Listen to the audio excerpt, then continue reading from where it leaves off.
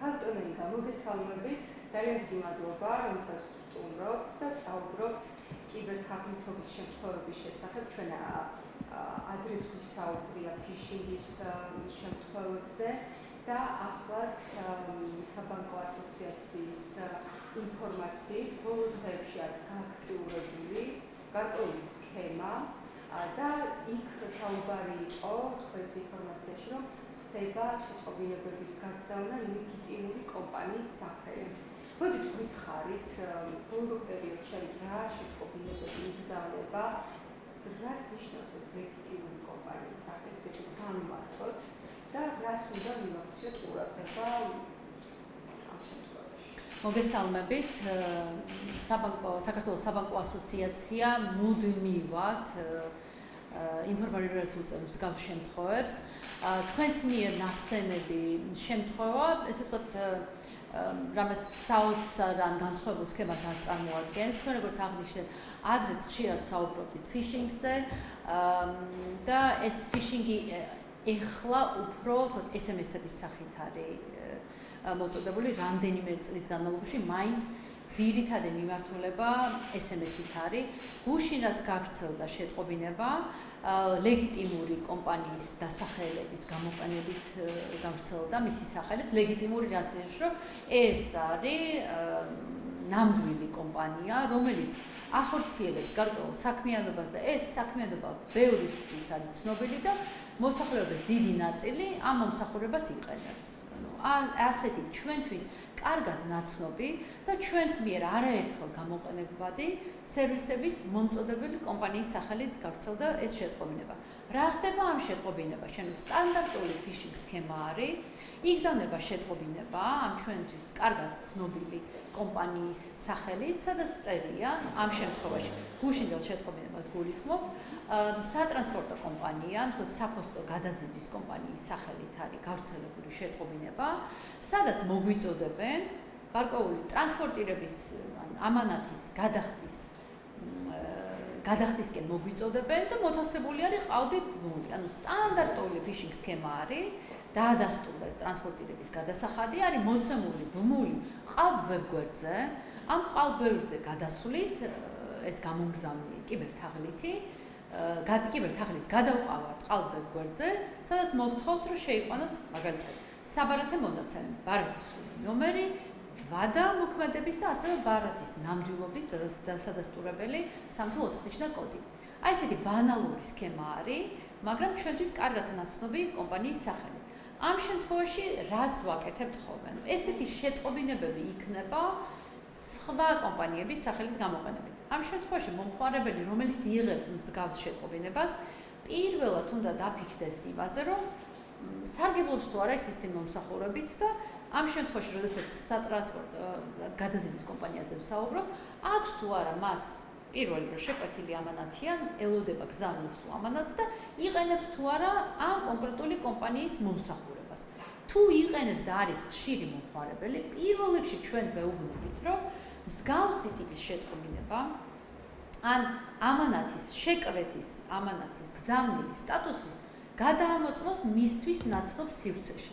რას გულისხმობთ ამას? ხო, ჩვენ შევუკვეთეთ ნიფტით, ავირჩიეთ კონკრეტული კომპანია, დავრეგისტრირდით იმ კომპანიაში, ჩვენ გვაქვს იმ კომპანიის ოფიციალურ ვებგვერდზე გახსნილი ანგარიში, გვაქვს ჩვენი კანდიდატი, გვაქვს ჩვენი მომხმარებელი, პაროლი და ასე შემდეგ. ანუ ჩვენთვის ნაცნობ, კარგად ნაცნობ სივრცეში გადავამოწმოთ ხოლმე ამ ამანათის თუ გზავნილის სტატუსი, ანუ ოფიციალურ ვებგვერდი ავკრიფოთ საძიებო სისტემაში, გავიაროთ ავტორიზაცია, ანუ შეგვყავს ჩვენი მომხმარებელი, პაროლი და გზავნილის სტატუსს ვამოწმებთ იქ.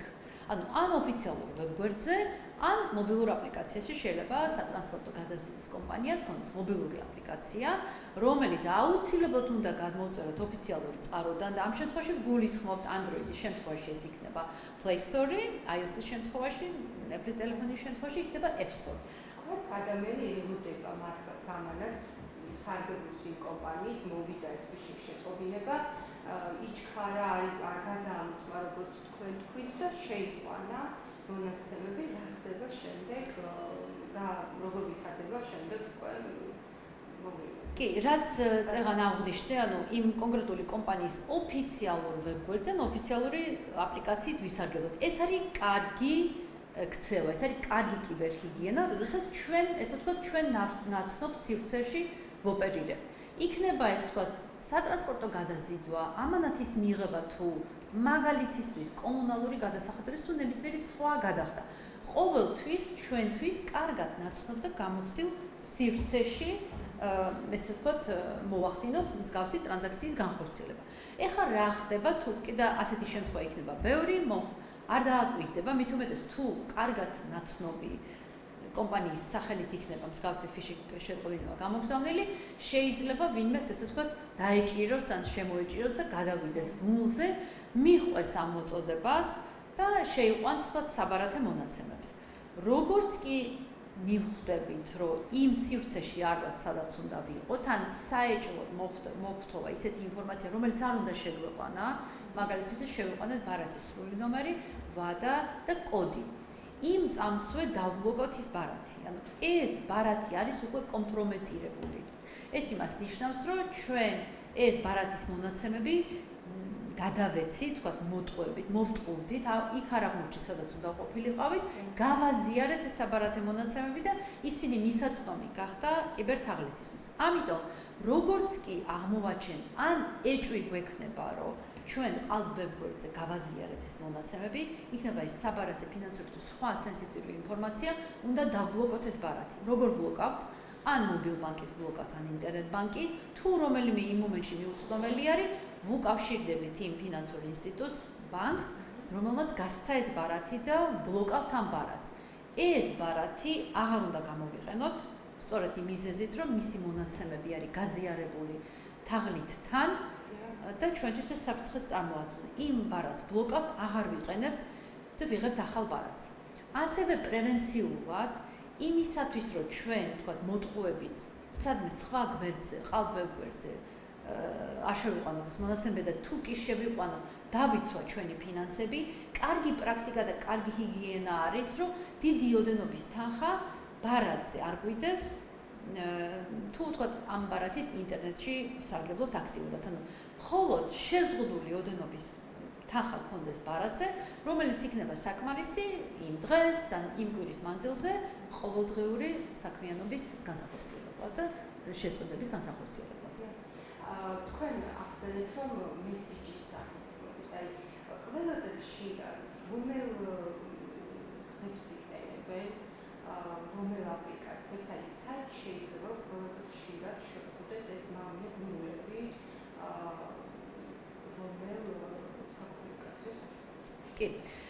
შეგვიძლია ნებისმიერი საკომუნიკაციო აპლიკაციით მივიღოთ მსგავსი შეტყობინებები და გულისხმობ Viber-ი, WhatsApp-ზე, ძალიან ხშირად Telegram-ზე იგზავნება მსგავსი ტიპის შეტყობინებები. მიუხედავად არხისა, უნდა გავითვალისწინოთ, რომ მსგავსი phishing შეტყობინება შეიძლება ნებისმიერ ონლაინ სივრცეში შევხვდეთ. შეიძლება Facebook-ზე იყოს.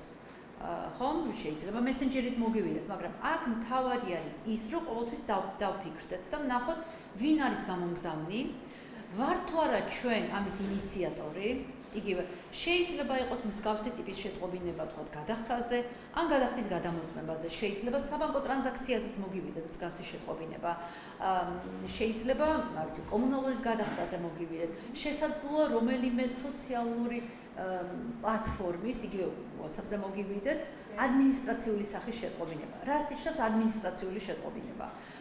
Viber-ის, WhatsApp-ის და Telegram-ის სახელით მოგდით შეტყობინება, სადაც წერიათ, რომ ადმინისტრაციული გუნდი იკავშირდებათ და თქვენი რაღაც აქტივობა არის სადასტურებელი. ან შეიძლება ისეთი ტექსტი იყოს, რომ თაღლითური შემთხვევის პრევენციისთვის მიიყევით ბმულს და დაადასტურეთ, რომ ნამდვილად თქვენ ხართ ამ ანგარიშის მფლობელი.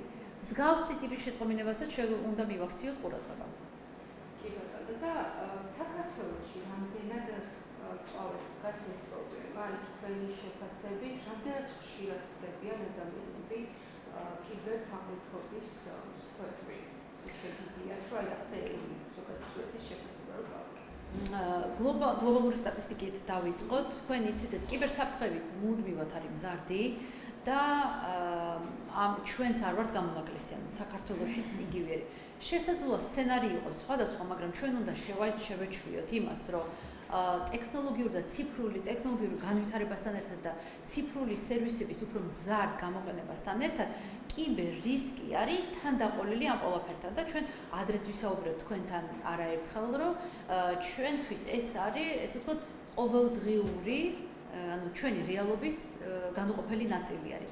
რა შეგვიძლია ჩვენ გავაკეთოთ და ამაზე საუბრობდით ადრეც და დღესაც, პრევენცია და ცოტა მეტი ყურადღება და ცოტა უფრო კრიტიკული თვალით იმის გაანალიზება მსგავსი ტიპის შეტყობინებას. ჩვენ უნდა ვიცოდეთ, რომ რაც უფრო ვითარდება ტექნოლოგიური კიბერთაღლითებიც ამას ფეხს უწყობენ და მათი შეტევებიც უფრო თქვათ მიზანმიმართული და უფრო ზუსტი ხდება და შესაბამისად მომხმარებლისთვის შეიძლება უფრო რთულად გარჩევადი იყოს. რასთიშას რომ ლეგიტიმური კომპანიის დასახელებას იყენებენ იმ სერვისებს, თქვათ იქნება ეს ტრანსპორტირება, გადაზიდვა თუ ნებისმიერი სხვა გადახდა და ასე შემდეგ. რა იმდენად კარგად არის ეს თქვათ აწყობილი ეს კამპანია, რომ თუ ყურადღება არ დავუთმეთ და ჩვენ არ საუბრობთ იმაზე, რომ დეტალური გარკვევა უფრო კრიტიკულად შევხედოთ და ვკითხოთ ჩვენთანს, რომ პირველ ველოდები თუ არა მე ამ შეტყობინებას და სად შემიძლია მე ეს გადავამოწმო და ყოველთვის ჯობს ის ერთი წუთი დავუთმოთ იმის განსაზღვროს, რომ ვინ არის გამომგზავნი, არის თუ არა ეს ნამდვილი და თუ კი გამოიყურება როგორც ნამდვილად, ჩვენ უკვე ვიცით, რომ ჩვენთვის ნაცნობ სივრცეში ეს გავარკვიოთ. ყოველთვის გვახსოვდეს ის, რომ ჩვენ უნდა ვიყოთ აქტიურად მოქმედი პირი. იგივე ვთქვათ, ვებგვერდი და გვაინტერესა, როგორ გავიგოთ ამისი ნამდვილობა.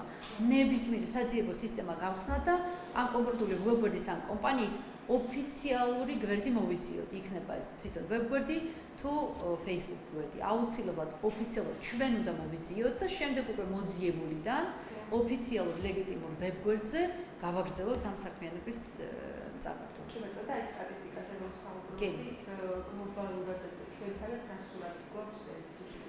სტატისტიკა მზარდი არის ხოლმე, აი ესე მერყევებს ალბათ 7% ფარგლებში. ეს სტატისტიკა ზუსტი არსად არ არის, მაინც უფრო მიახლოებული არის და რატომ არ არის ზუსტი? ყველა მსგავსი შემთხვევა არ არის ცნობილი, არ ხდება ცნობილი. იგივე თუ თქვა მსგავსი კიბერშეტევის მსხვერპლი თქვათ 5-დან 4-მა შეიძლება ამის შესახებ არ განაცხადოს. და ეს სტატისტიკას ვაგროვებთ ჩვენ გაცხადებული შემთხვევებიდან. ჩვენთან ამ ხრივ გასაუმჯობესებელი გვაქცევა, რა თქმა უნდა, ყველა ერიდება მსგავსი შემთხვევის გაცხადებისგან თავს არიდებს, იმიტომ რომ იცით როგორ არის, რომ მერე უკვე უხერხულობაც ექნება და შესაძლებელია თავის მიმართაც კრიტიკული იყოს, როგორ აღმოჩნდი მე ამის მსხვერპლი. მაგრამ კი, ეს როგორ დამემართა თან აქ ჩვენთან განსაკუთრებით მსგავსი შემთხვევები უფრო, ესე ვთქვათ, რეპუტაციულად შესაძლებელია ისეთი სახარბიელო არ იყოს. ამიტომ ამის შესახებ ბევრი არ აცხადებს და შესაბამისად იმ ორგანოებს, რომლებსაც ევალებათ მსგავსი სტატისტიკის წარმოება, ანუ მასალა არ აქვს, ინფორმაცია არ აქვს იმისთვის, რომ აწარმოოს. თუმცა ოფიციალური სტატისტიკაც, აი ის რამდენიმე მსხვერპლი მსგავსი კიბერთაღლითური შემთხვევების თუ განაცხადებს, ის სტატისტიკაც კი მზარდი არის. ამიტომ ამის ყველაზე კარგი საპირწონე მსგავსი შემთხვევების არის პრევენციული ქცევა. არ ვიჩქაროთ, ყველაზე სწრაფი არის ეს და რომ გადავხედოთ, ახლა ჩვენ რა თქმა უნდა ვიზიარებთ გლობალურ გამოცდილებასაც, რეკომენდაციებსაც ვუყურებთ ხოლმე, ყველაზე ქმედითი მაინც არის პრევენცია. და ნუ პრევენციაზე გავაზიარეთ რჩევა და ეს რჩევა არის ძალიან მარტივი და ბანალური, ანუ არ ვიჩქარო და არ მივყვეთ ვიღაცის მოწოდებას. ან თქვენ რო შეხედოთ, კონტექსტი შეიძლება იყოს სხვადასხვა, სცენარიც იქნება სხვადასხვა, კომპანიის ტიპიც იქნება სხვადასხვა, მაგრამ მიზანი არის ერთი, რომ გითხრათ, რომ აუცილებლად სწრაფად გადადით მულზე და გარკვეული ქმედება განახორციელოთ. აი ეს გვახსოვდეს და მსმენელს თუ მაყურებელს ახსოვდეს ეს, თუ კი მოგვიწოდებენ კონკრეტული ქმედებისკენ, ინფორმაციის გაზიარებისკენ, მით უმეტეს საბარათე მონაცემების გაზიარებისკენ, ან ინტერნეტ ბანკის მონაცემების გაზიარებისკენ, ეს უნდა იყოს მინიშნება, რომ რაღაცა ისე არ ხდება.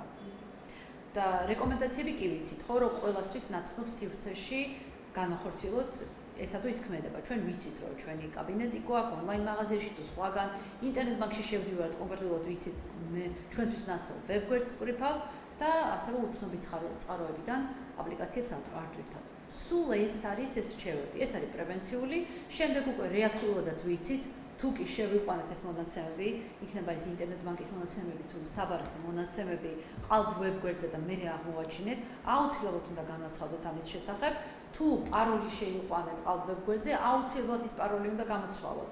ოღონდ არა იმ ანგარიშის, არამედ არის იმის ალბათობა, რომ ერთი და იგივე პაროლი მომხმარებელს უყენია აბსოლუტურად ყველა სოციმედიის ანგარიშზე, ელპოსტაზე და ასე შემდეგ. თუ კი ის პაროლი შევიყვანეთ სადღაც ყალბ ვებგვერდზე, აუცილებლად ყველგან შევცვალოთ, სადაც კი ეს პაროლი გვიყენია. განვაცხადოთ იმ ფინანსურ ინსტიტუტში და შემდეგ იმედია ამ სამწუხარო შემთხვევის შედეგად არ დაემართება იგივე მომხმარებელს. მადლობა თქვენ დაინტერესებისთვის და ნებისმიერი რჩევისთვის თუ საკითხის განხილვისთვის ჩვენ საქართველოს საბანკო ასოციაციაში მზად ვართ ხოლმე. დიდი მადლობა. მადლობა თქვენ.